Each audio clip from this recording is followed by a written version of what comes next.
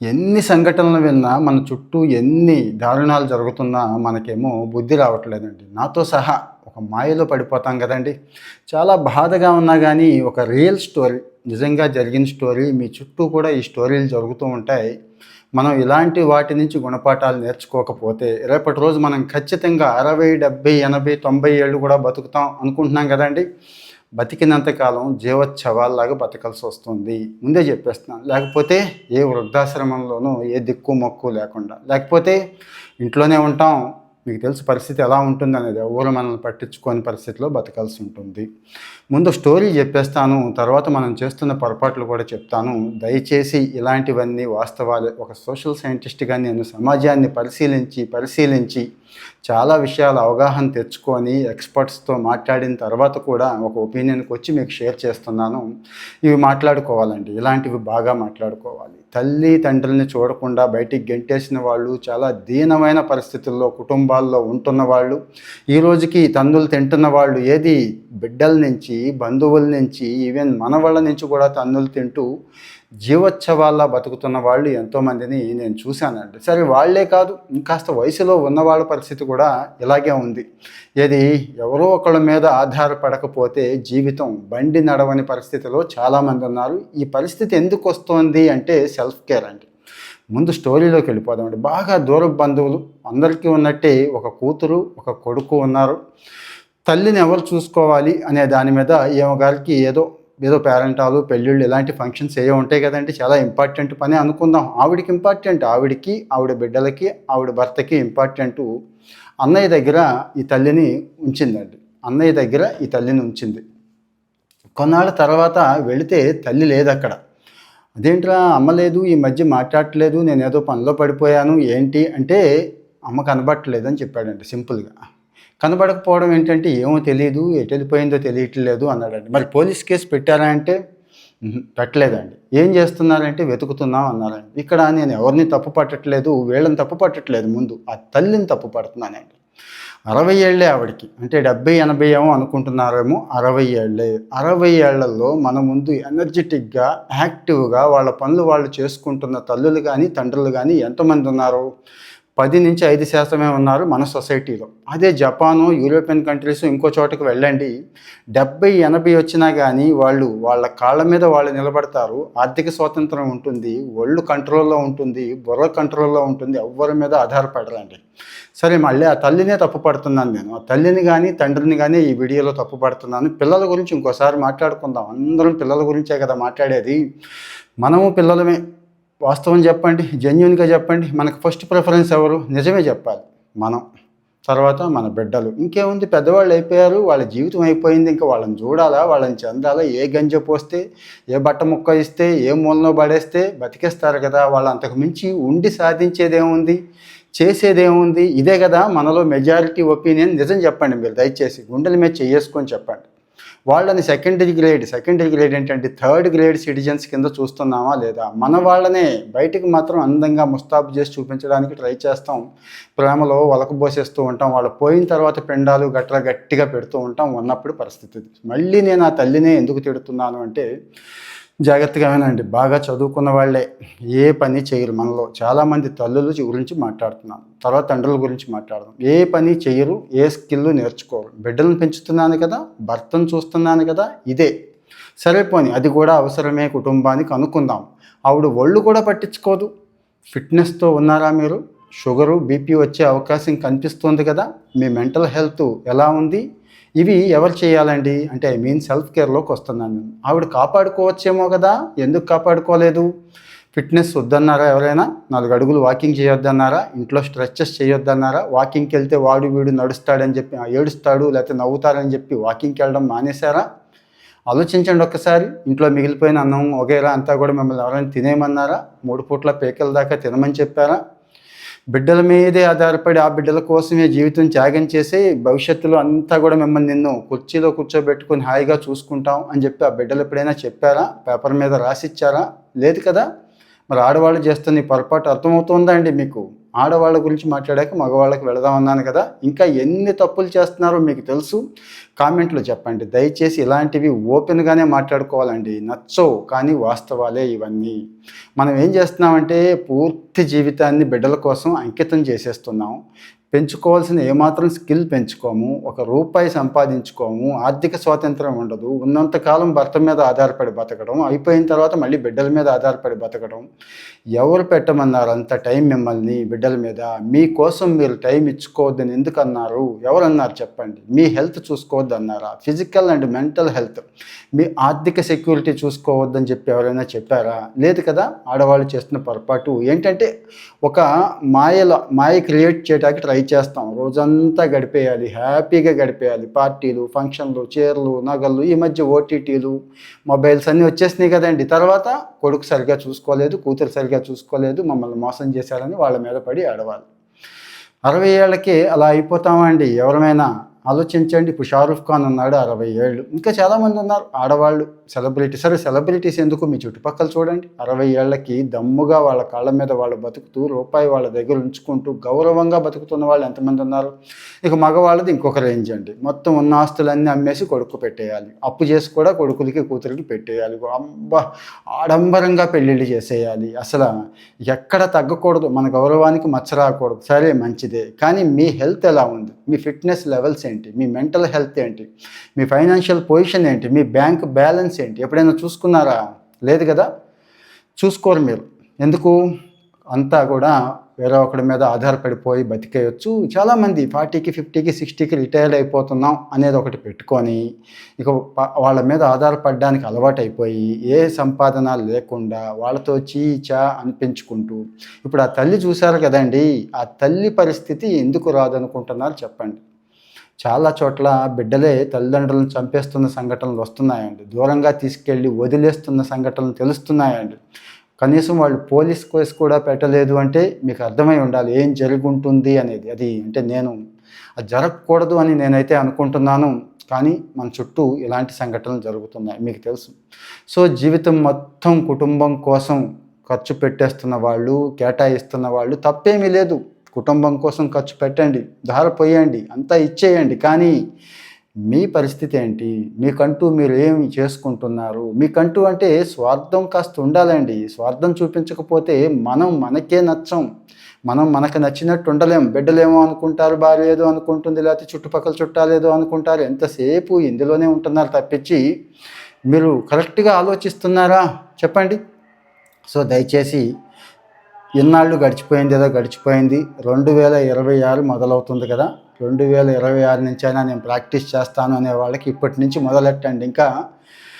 ఇంకా 25 రోజులు ఉంది. ఈ 25 రోజులు ఒక్కసారి ప్రాక్టీస్ చేసి చూడండి. తర్వాత ఆ సంవత్సరం ప్రాక్టీస్ చేద్దాం, అలవాటు అయిపోతుంది. అంటే ఇలాంటి మంచి అలవాట్ల గురించి చెప్పుకుంటూ ఒక్క రోజులో ట్రాన్స్ఫార్మ్ అయిపోలేము, ఒక్క రోజులో గొప్ప మార్పు వచ్చేయద్దు. కానీ మనం ఈ ఇయర్ ఎండింగ్కి మంచి రిజల్యూషన్స్ చేసుకుంటాం కదండి. సెల్ఫ్ కేర్ అనే రిజల్యూషన్ చేసుకుందాం. ఒక మంత్రాన్ని గట్టిగా, ఏది వేదాల్లో అద్భుతమైన మంత్రాలు, డైలీ గాయత్రి మంత్రం చదువుకుంటే, రజనీకాంత్ లాంటి వాడు గాయత్రి మంత్రం చదవటం వల్ల అంత స్పష్టంగా డైలాగ్ వస్తుంది, అంత బాగా యాక్టింగ్ చేస్తున్నాడంటే కొన్ని లక్షల మంది చూశారు, ఈ రోజుకి చూస్తున్నారు కదా షార్ట్ని. మరి మనకు ఒక మంత్రం ఉండాలి కదా. నేను అన్నిటికంటే గొప్ప మంత్రం సెల్ఫ్ కేర్ అంటానండి. యాజ్ ఎ లైఫ్ కోచ్గా నేను మీకు ఇలాంటివన్నీ కూడా పరిచయం చేస్తూనే ఉంటాను. ఖచ్చితంగా మన జీవితాన్ని బాగు చేసుకోవడానికి ఇవి ఉపయోగించుకుందామండి. మెజారిటీ జనం, మీకు తెలుసు, మెజారిటీ జనం బాధ ఏంటంటే కుటుంబం, పిల్లలు, భార్య, లేకపోతే భర్త. ఇదే కదా ఆవేదన. మంచిదే, ఆవేదన పడండి, ఇబ్బంది పడండి. కానీ మీకంటూ మీరు ఎంత టైం ఇచ్చుకుంటున్నారు? ఇది చాలా ఇంపార్టెంట్ అండి. మాకంటూ మేము టైం ఇచ్చుకోవడం ఏంటండి? రోజు నాకు ఇచ్చుకుంటున్నాను కదా టైం అంటారు. టైం అంటే సోషల్ మీడియాకి ఇచ్చుకునేది మీకు ఇచ్చుకున్నట్టు కాదు, గుర్తుంచుకోండి. మీరు హాయిగా 8 గంటలు నిద్రపోతున్నారు, మీకు ఇచ్చుకునేది. మంచి వర్కౌట్ చేస్తున్నారు, మీకు ఇచ్చుకునేది. మంచి బుక్స్ చదువుతున్నారు, మీకు ఇచ్చుకునేది. మంచి కబుర్లు చెప్తున్నారు మంచి మనుషులతో, మీకు ఇచ్చుకునేది. మంచి జ్ఞానం పెంచుకుంటున్నారు, మీకు ఇచ్చుకునేది. మంచి ఫుడ్ తీసుకుంటున్నారు, మీకు ఇచ్చుకునేది. మంచి యాక్టివిటీలో, 4 రూపాయలు సంపాదించే యాక్టివిటీలో ఉన్నారు, మీకు ఇచ్చుకునేది. మంచి సేవింగ్స్ చేస్తున్నారు, సేవింగ్స్ కొంత టైం ఇచ్చుకున్నారు, మీకు ఇచ్చుకునేది. అంటే క్లుప్తంగా చెప్పేశాను కదండి. దీన్ని ఏం చేద్దాం, ఎలా ఫాలో అవుదాం అనేది చూద్దామండి. రీసెంట్ రిపోర్ట్స్ ఏం వచ్చినా కానీ నేను మీతో షేర్ చేస్తున్నాను కదా. ఇప్పుడు ఆ రిపోర్ట్ కూడా చెప్తానండి. 2004లో మైండ్ ఇండియా అనే సంస్థ 18 నుంచి 35 లోపు యువతలో ఇక్కడ ఒక సర్వే చేశారండి. Assessment of self care practices among young adults అని చెప్పి. ఎందుకంటే ఈ 35, 40, 50 అందరికీ అప్లై అవుద్దండి. రేపు మనమే కదా 60లోకి త్వరగా వెళ్ళేది. నేను కూడా, నాతో సహా నా బిడ్డలు కూడా ఇది చూస్తూ ఉంటారు, నా కుటుంబం కూడా ఈ వీడియో చూస్తారండి. అయినా కానీ వాస్తవాలు మాట్లాడుకోవాలి, ఓపెన్గానే ఉందామండి. ఎందుకు వీళ్ళు ఏం చెప్తున్నారంటే, కావాలంటే చదువుకోండి, లింక్ కూడా మీకు ఇస్తానండి. The international journal of Indian psychology అనే జర్నల్లో కూడా ఇది వచ్చింది. నేను ఈ జర్నల్స్ అన్ని చదువుతాను. ముఖ్యమైన రిపోర్ట్స్ చదివి మనకి ఏం పనికి వస్తాయి, మనం ఎక్కడ తప్పులు చేస్తున్నాం, మనం ఏం నేర్చుకుంటే మనకి ఎక్కడ ఉపయోగపడతాయని కూడా మీకు షేర్ చేస్తానండి. ఇండియన్స్లో సెల్ఫ్ కేర్ అనేది అంతగా ఏమీ లేదు. ఇక మన తెలుగు వాళ్ళు ఏమి అతీతం కాదు, మనకు కూడా సెల్ఫ్ కేర్ అనేది ఏమీ లేదు. వర్క్ లైఫ్ బ్యాలెన్స్ని సరిగా చేసుకోలేకపోతున్నారు, ఫ్యామిలీ బ్యాలెన్స్ సరిగా చేసుకోలేకపోతున్నారు, తమ కోసం తాము టైం కేటాయించుకోవట్లేదు. ఫారిన్లో అద్భుతంగా ఉంటుందండి ఇది. ఎవరికి వాళ్ళు చక్కగా బ్యాగ్ వేసుకుంటారు, జిమ్కి వెళ్తారు, వచ్చేస్తారు. ఎవరి ఫుడ్ వాళ్ళు అందంగా ప్రిపేర్ చేసుకుంటారు, ఎవరు అమ్యూజ్మెంట్ వాళ్ళు చూసుకుంటారు, with family or without family. నేను దాని గురించి ఏమీ మాట్లాడట్లేదు, గుర్తుంచుకోండి. అంటే మనది గొప్ప కుటుంబ వ్యవస్థ కదండి అంటాం. కుటుంబం కోసం ధారపోయండి, తప్పేమీ లేదు. కానీ ఆ కుటుంబం రేపటి రోజు మిమ్మల్ని చూసే పరిస్థితి లేదు. ఈ మధ్యకాలంలో వృద్ధాప్యం పెరుగుతోంది, లైఫ్ పెరిగింది కదండి, లైఫ్ లాంగివిటీ పెరుగుతోంది, కానీ పట్టించుకోవట్లేదు ఎవరిని కూడా. కమర్షియలైజేషన్ ఎక్కువైపోయింది. ఈ విషయాలన్నీ మీకు తెలుసు. సో మనం ఏమనుకుంటున్నామంటే, స్వార్థపరులు అనుకుంటారు. ఈ సమాజం మనల్ని స్వార్థపరుల కింద ఒక ముద్ర వేసేసి పక్కకు తోసేస్తుందేమో, అవమానించేస్తుందేమో, మన గురించే అందరూ మాట్లాడుకుంటారేమో, కుటుంబానికి అలా అన్యాయం చేశాడు, భార్యకి ఇలాగ అన్యాయం చేశాడు అనుకుంటున్నాం. ముందు మనకి మనం అన్యాయం చేసుకుంటున్నాం అనేది గుర్తుంచుకోండి. సో మరి ఈ ఎమోషన్స్ని కాస్త తగ్గించుకోండి, కాస్త బ్యాలెన్స్ చేసుకోండి, కాస్త మానసిక ప్రశాంతత అప్పుడు వస్తుంది. ముఖ్యంగా 1 by 1 వస్తాను, శరీరం. అసలు మీ శరీరం ఎలా ఉంది చెప్పండి. నేనైతే చాలామందిని చూశానండి. ఈవెన్ చైనా, జపాన్ లాంటి దేశాల్లో చూస్తే 10% కనపడతాయి పొట్టలు. ఎవరికి చూద్దామన్నా పొట్ట కనపడతాయి. పొట్టు ఉంటే పెద్ద నేరం అని మీరు అంటారు. ఓవర్ వెయిట్ పట్టుంటే ఇక ఆ శరీరం గురించి ప్రత్యేకంగా చెప్పాలా? మీకు సెల్ఫ్ కేర్ లేనట్టే. చెత్తంతా తింటున్నారు, చేయాల్సిన వర్కౌట్ చేయట్లేదు, నోటి మీద అదుపు లేదు, ఒంటి నిండా రోగాలు వచ్చేసినాయి. బయట ఒంటి షేపు చెప్పేస్తుంది, లోపల ఏ ఆర్గాన్స్ పాడైపోయినాయి అనేది. కాస్త కాయ కష్టం చేసేవాళ్ళ పరిస్థితి కూడా అంతే. పాపం తెలియదు ఏం తినాలో. రోజు ఇంత బిర్యానీ తినొచ్చు, రోజు కూల్ డ్రింక్స్ తాగొచ్చు, రోజు నాన్ వెజ్ తినొచ్చు, రోజు ఇన్ని స్వీట్స్ తినొచ్చు అనుకుంటున్నారండి. అసలు ఏ పని చేయకుండా ఉండటమే అద్భుతమైన జీవితం అనుకుంటున్నారు. కాదండి. ఉదయం లేచిన వెంటనే గోరువెచ్చని నీళ్లు తాగుతున్నారా? అందులో ఏమైనా వేసుకుంటున్నారా? డైలీ ఒక స్మూతీ లేకపోతే కనీసం వెజిటబుల్ జ్యూస్ తాగుతున్నారు? ఇవన్నీ కాస్ట్లీవి కాదు నేను చెప్పేవన్నీ కూడా. మంచి ప్రోటీన్ ఫుడ్ చీపే కదండి. ఏది మన శనగలు, బఠానీల దగ్గర నుంచి ఎన్ని ఉన్నాయి తీసుకుంటున్నారా? కార్బోహైడ్రేట్స్ రిచ్ ఉండేవే తీసుకుంటున్నారా? ఆలోచించండి ఒక్కసారి. మంచి యాంటీ ఇన్ఫ్లమేటరీ ఫుడ్స్ ఏది మన గ్రీన్ టీ దగ్గర నుంచి అన్ని చీప్ వాటి గురించి మాట్లాడుకుంటున్నాం, తీసుకుంటున్నారా? మీ నిద్ర ఎలా ఉంది? చుట్టూ ఉన్నవాళ్ళతో మీ సంబంధాలు ఎలా ఉన్నాయి? మీ అని చెప్పుకోవడానికి, అన్నీ పంచుకోవడానికి 4 మనుషులు ఉన్నారా? 4 మనుషులతో షేర్ చేసుకుంటున్నారా? లేదు కదా. అందుకే శారీరక ఆరోగ్యం చూసుకోండి. ముందు జిమ్ పెట్టుకుంటారా? ఇంట్లోనే ఒక 1000 రూపాయలు పెట్టి కొనుక్కుంటారా? జిమ్ వర్కౌట్ చేసే సామాన్ మీ ఇష్టం. లేదు, ముందు అసలు కనీసం వాకింగ్కైనా వెళ్తున్నారా? డెడికేటెడ్గా గంటన్నర దానికి ఇచ్చుకుంటున్నారా? లేదు కదండి. సో మరి ఇవ్వండి. ఏదో ఒక స్పోర్ట్స్ అలవాటు చేసుకోండి. ఈవెన్ 4 కలిస్తే బ్యాడ్మింటన్, వాలీబాల్ దగ్గర చాలా ఉన్నాయి. సండే వెళ్ళిపోయి హాయిగా ఒక టీంలో జాయిన్ అయ్యి, క్రికెట్ వయసుతో సంబంధం ఏముందండి, హాయిగా ఆడుకోవచ్చు కదా, చెయ్యండి. సో అటు ఫిజికల్ వర్కౌట్ చేస్తూ మంచి ఫుడ్ అయితే తీసుకోండి అని చెప్పడం నా ఉద్దేశం. మరి ఈ 2 లేకపోతే కష్టం అండి. మీ నిద్ర ఎలా ఉంది? క్వాలిటీ స్లీప్ ఉందా? 7-8 గంటలు నిద్రపోతున్నారా? ఆలోచించారా ఎప్పుడైనా నిద్ర ఎంత అంటే అంత మంచిదని? ఏ టైం దొరికినా, గంట దొరికితే అలా పడుకుంటే అలా నిద్రపట్టుద్దండి. నాకు హాయిగా నిద్రపోతాం. టైం దొరికితే నిద్రపోతానండి. ఎందుకు? 7-8 గంటలు, అలాగని పొలోమని ఎక్కువసేపు కాదు. అలాగే ఎమోషన్స్ అండి. మనకి అసలు ఇండియన్స్ ఏదో అంటారు చూడండి, ఎమోషనల్ ఫూల్స్ అని చెప్పి. వాస్తవమే అది. అవతల వాడు ఏం అనుకోడు, కానీ మనమే వాడేది అనుకుంటున్నాడు, వీడేది అనుకుంటున్నాడు, పిల్లలు ఎలా అనుకుంటున్నారు, పెళ్ళాం ఎలా అనుకుంటుంది, మొగుడు ఎలా అనుకుంటున్నాడు అనేసుకొని మనతో మనం షేర్ చేసుకోవాల్సిన విషయాలు కూడా షేర్ చేసుకోవడం మర్చిపోయాం. గుర్తుంచుకోండి. ఒక డైరీ రాసుకోండి, మీకు ఓన్గా. పోనీ ఎవరికి వినిపించొద్దు, ఒక పోడ్కాస్ట్ చేసుకోండి, మీకు మీరే చెప్పుకోండి. ఇప్పుడు నేను నాకు చెప్పుకుంటున్నట్టే ఉంది, మీతో చెప్తున్న విషయాలన్నీ కూడా గుర్తుంచుకోండి. మీకు తెలుస్తోంది, నా బాడీ లాంగ్వేజ్ కానీ నా ఎమోషన్ కానీ తెలుస్తోంది కదండి. సో మరి ఇది ఫాలో అవ్వండి. అలాగే ఒక నలుగురు ఐదుగురు స్నేహితులు ఉండరా, జీవితం అన్నాక టాక్సిక్ ఫ్రెండ్స్ని దూరం పెట్టేయండి. నేను మళ్ళీ చెప్తున్నా, డీటెయిల్డ్ వీడియో కావాలంటే కామెంట్లో చెప్పండి, అది పెడతాను.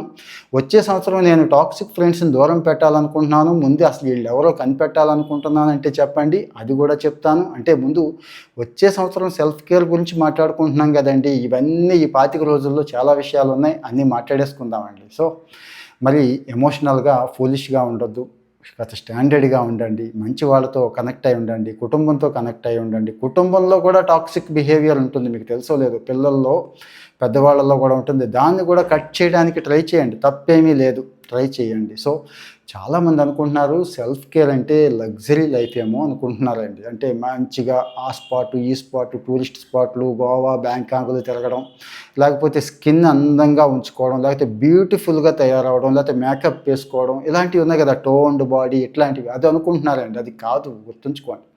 సెల్ఫ్ కేర్ అంటే అందం కాదు, జీవన శైలి.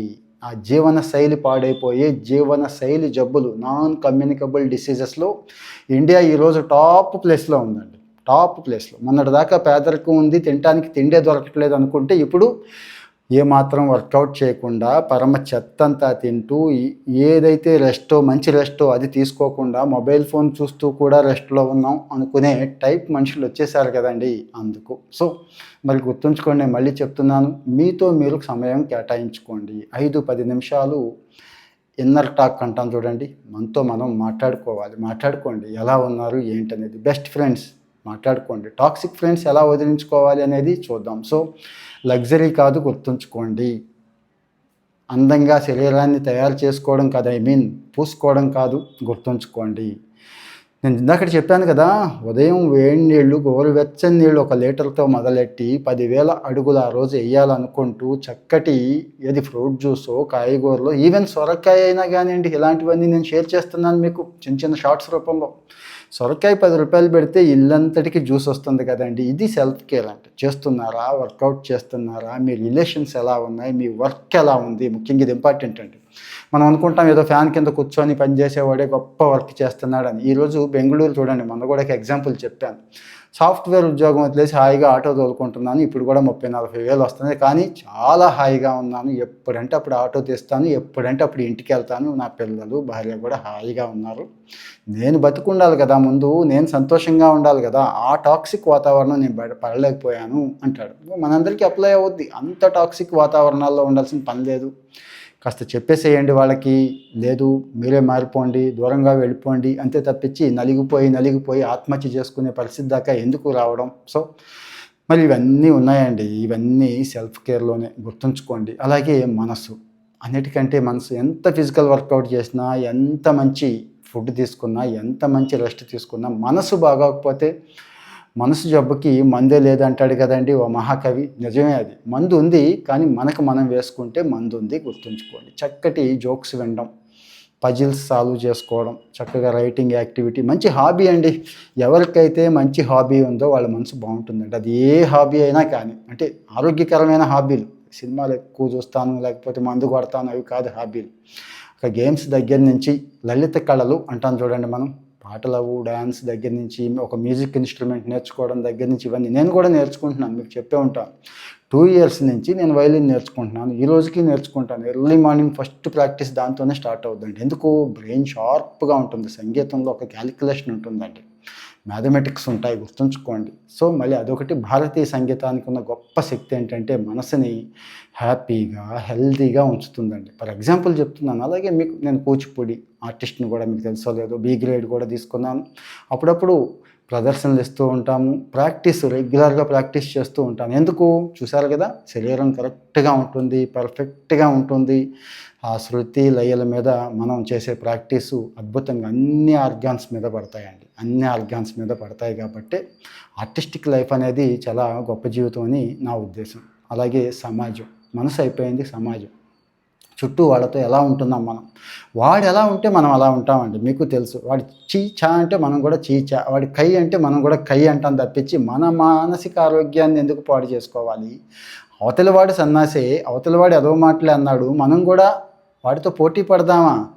అయ్యో పాపం అనుకుంటే చూడండి, అయ్యో పాపం అనుకున్న మనస్తత్వం ఎంత బాగుంటుందో అనుకోండి దయచేసి.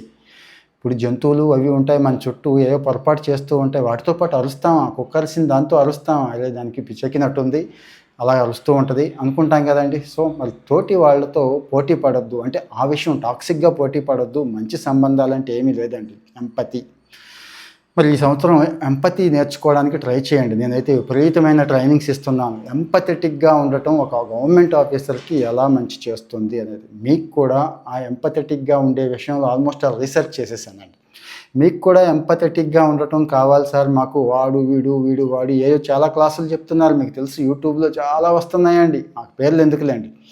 క్లాస్కి ఎంత అని చెప్పి 10 రూపాయలు 100 అని 1000 అని వసూలు చేస్తున్నారు, అవి ఏం అక్కర్లేదు. కానీ నేనైతే నాకు తెలిసిన విషయాన్ని మీకు చక్కగా షేర్ చేస్తాను. కాకపోతే దయచేసి ఎవరికి పనికొస్తుందో వాళ్ళకి మీరు షేర్ చేస్తాను అంటే మీరు ఎక్కువ మంది కామెంట్ పెడితే దాని మీద కూడా చేస్తాను. ఎంపతి అనేది జీవితంలో అద్భుతమైన మార్పుని తీసుకొస్తుంది, మనల్ని సంతోషంగా ఉంచుతుంది, మనం అందరికీ నచ్చేలా చేస్తుందండి, గుర్తుంచుకోండి. అంటే మరేం లేదు, పక్కవాడి చెప్పుల్లో కాళ్ళు పెట్టుకొని ఉండటాన్ని ఎంపతి అంటాం. అంటే వాడికి వచ్చిన బాధని వాడి పరిస్థితుల్లో మనం ఉండి ఆలోచించగలిగితే దాన్ని ఎంపథెటికల్ మైండ్ సెట్ అంటారు. ఈ ప్రపంచంలో సంతోషంగా ఉన్న చాలామందికి అలవాటైనటువంటి జీవన విధానం ఇదేనండి. సో మరి ఇది ఆలోచించండి. ఇంకా పోనీ అందరినీ కలవలేము, అందరితోనూ ఉండలేము, ఫోన్ ఉంది చేత్తో, ఫోన్ ఉన్నది ఎంతసేపు సోషల్ మీడియా చూసుకోవడానికి కాదండి. ఖచ్చితంగా ఆ రోజు నలుగురిని పెట్టుకోండి, ఆ నలుగురితో మనస్ఫూర్తిగా 5 నిమిషాలు మాట్లాడండి. రోజు ఒక నలుగురితో మాట్లాడండి, వారం తిరిగేపాటికి 25 మంది అవుతారు, అవునా కదా. అంటే 25 మంది ఆప్తమిత్రులు ఉంటారు కదా మీకు. చక్కగా అక్కడ ఎక్కడ కలవండి, కాఫీ షాప్లోనో ఆఫీస్లోనో ఇంకో చోట కలవండి, లంచో డిన్నరో చేయండి, కనీసం ఒక కాఫీ తాగండి, బాగుంటుంది కదా. ఇక ఫైనల్గా ఆధ్యాత్మికత అండి. దేవుడు భగవంతుడిని ఎవరైతే నమ్ముకుంటారో వాళ్ళు హ్యాపీగా ఉంటారు. దేవుడు లేడు, నేను కరెక్ట్గానే ఉన్నాను కదా, సూపర్గా ఉన్నాను అనుకుంటాం, కానీ ఏదైనా దెబ్బ తగిలితే తట్టుకోలేమండి. మతాలతో సంబంధం ఏముంది, మనం భగవంతుడిని నమ్ముకోవడం, ఆ భగవంతుడి ప్రార్థనే మెడిటేషన్ అవుతుంది, అంతకుమించి ఏమీ లేదు. మంచి మంత్రాలు నేర్చుకొని ఉంటే మంచిదే, లేదు భగవంతుడి ముందు చక్కగా కూర్చొని సర్వే జన సుఖినో భవంతు అనుకోవటం మించి ఏముంటుందండి. నేనైతే అనుకుంటా, అసతోమ సద్గమయ, తమసోమ జ్యోతిర్గమయ, మృత్యోన్మ అమృతంగమయ. ఎప్పుడు నమస్కారం చేసుకున్నా ఇదే ఉంటుంది. అందరూ మంచిగా ఉండాలి, ఆ అందరిలో మనం ఉండాలి, అంతకుమించి ఏముంటుందండి. మరి ఆధ్యాత్మికత అనేది కేవలం పూజలకి వ్రతాలకి ఏదో ఇలాగా శ్లోకాలే కాదండి. ఆ భగవంతుడిని, సూర్య భగవానుడిని చూస్తాం, అది కూడా ఆధ్యాత్మికతే, ఆయనకి థ్యాంక్స్ చెప్పుకుంటాం. పచ్చటి చెట్లు చూస్తాం, వాటికి థ్యాంక్స్ చెప్పుకుంటాం. పొద్దున్న అనిపించిందండి, అలా వాకింగ్కి వెళ్ళినప్పుడు కొబ్బరికాయలు పడుతూ ఉంటాయి, అప్పుడప్పుడు ఖాళీ ఉన్నప్పుడు, మామూలుగా ఖాళీ ఉండదు, ఒక కొబ్బరికాయ తీసి నేను అక్కడ నేనే ఒలుచుకొని చేతులతోనే తింటాను. అప్పుడు అనిపించింది ఆ చెట్టు వంక చూసి థ్యాంక్స్ చెప్పాలి కదా, దానికి థ్యాంక్స్ చెప్పాను నేను. అక్కడ ఆ చెట్టుకేదో వినబడిందా అనేది నాకు తెలియదు, కానీ నా మనసుకైతే చాలా ఆనందంగా అనిపించింది. అంటే ఈ పాజిటివిటీ అనేది వ్యాపిస్తుందండి, మన మైండ్కి అలవాటు అవుతుంది. చెట్టుకే థ్యాంక్స్ చెప్పిన వాళ్ళం మనిషికి థ్యాంక్స్ చెప్పమా? చెట్టు పట్ల మంచి అభిప్రాయం ఉన్నప్పుడు మనిషి పట్ల మంచి అభిప్రాయం ఉండదా? కానీ మనకి సాటి మనిషిని నమ్మం, పక్కాడిని నమ్మం, ఈవెన్ ఇంట్లో వాడిని కూడా నమ్మం, వాడిని కూడా నెగిటివ్గానే చూస్తాం, వాడి వైపు కూడా అనుమానంగానే చూస్తాం. ఇంకెక్కడ ఉంటుంది మనకి, ఆలోచించండి. సో మరి ఈ ఆధ్యాత్మికత అనేది ఇట్లా ఉండాలండి, అంతే తప్పించి ఏదో దేవుడు ముందు కూర్చొని ఓ భజనలు చేసేసి బుర్రలో ఇంకొకటి పెట్టుకుంటే అది మనశ్శాంతినివ్వదు. అంటే ప్రాక్టికల్గా చెప్తున్నాను, మరి మీకు అర్థం అవ్వాలనే ఉద్దేశంతో ప్రాక్టికల్గా చెప్తున్నాను.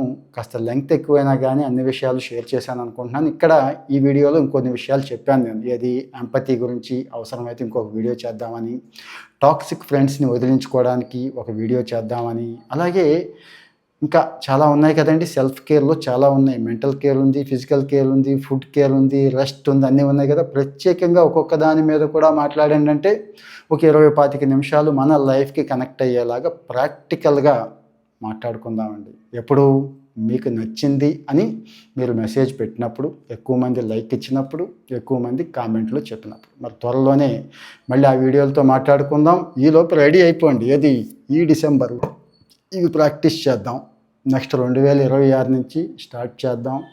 మంచి లైఫ్ స్టైల్తో, అంటే సెల్ఫ్ కేర్ ఉన్నప్పుడు ఆటోమేటిక్గా మంచి లైఫ్ స్టైల్ ఉంటుంది. ఇప్పుడున్న రోగాలన్నీ వదిలించేసుకొని మంచి సంతోషాన్ని, మంచి ఫిట్‌నెస్‌ని, మంచి ఆనందాన్ని, మంచి మైండ్ సెట్‌ని తెచ్చుకొని అన్ని రకాలుగా ఆర్థికంగా కూడా ఎదగటానికి ట్రై చేస్తాం. ఆర్థిక అంశాలు కూడా చర్చించుకుందాం. త్వరలో మనం ఒకటి అనుకుంటున్నాం. మీకు పరిచయం చేస్తాను. మీకు ఎవరైనా ఇంట్రెస్ట్ ఉంటే అందులో కూడా జాయిన్ అవ్వచ్చు. ట్రైబల్ పీపుల్ ఈ మధ్య బాగా కనెక్ట్ అయ్యారు. నేను వాళ్ళ ప్రొడక్ట్స్ అన్నీ కూడా స్వయంగా వాళ్ళని పరిచయం చేద్దాం అనుకుంటున్నాను. మనకి ఎలాగో ఆర్గానిక్ దొరకదు కదండీ! So, tribal almost all 90% ఆర్గానిక్కే. ఎయ్యమన్నా కూడా ఎరువులు, పురుగు మందులు వెయ్యరు వాళ్ళు. వాళ్ళు ఏదైతే పండించుకుంటున్నారో, వాళ్ళు ఏదైతే తింటున్నారో, ఈవెన్ తేనె, కొర్రలు, వంటి కూరల దగ్గర నుంచి, రాజ్మా దగ్గర నుంచి, ఈవెన్ మిరియాలు, కాఫీ దగ్గర నుంచి ఇక చాలా అండి. అన్నీ రోజువారీ జీవితంలో ప్యూర్ ఉంటుంది. ప్యూర్ ఉంటుంది. ఆ ప్యూర్‌ని మీకు పరిచయం చేద్దాం అనుకుంటున్నాను. ఇక్కడ బిజినెస్ ఆపర్చునిటీ కూడా ఉంటుంది. మీరు ఎవరైనా చేసుకుంటా అంటే చేసుకోండి. ఆళ్ళ దగ్గరైతే డైరెక్ట్‌గా ముందు కొనుక్కోండి. అలాంటి వాళ్ళని ప్రమోషన్ ఏమీ లేదు. నేను మళ్ళీ చెప్తున్నా, ఏ ఒక్కళ్ళకి ఏ చిన్న ప్రమోషన్ నేను చేసినట్టు కనిపిస్తే ఆ రోజే అన్‌ఫాలో కూడా కొట్టేయొచ్చు. ఒక సోషల్ కాజ్ కోసం, ఒక మంచి కోసం మనం మాట్లాడుకుంటున్నాం కాబట్టి, దయచేసి ఆ బిజినెస్ ఆపర్చునిటీ మీరు ఉపయోగించుకుంటానంటే కనెక్ట్ అయ్యి ఉండండి. త్వరలోనే వన్ బై వన్ వాళ్ళని పరిచయం చేస్తాను. కానీ నేనైతే వాళ్ళ దగ్గరే తెప్పించుకుంటున్నాను. శాంపిల్స్ అన్నీ చూశాక ఒక్కొక్కళ్ళని పరిచయం చేస్తాను. ప్రస్తుతానికి తేనె, మిరియాలు, రాజ్మా ఇలాంటివి కొన్ని వచ్చేసి రెడీగా ఉన్నాయి. టెస్టింగ్‌లో ఉన్నవి.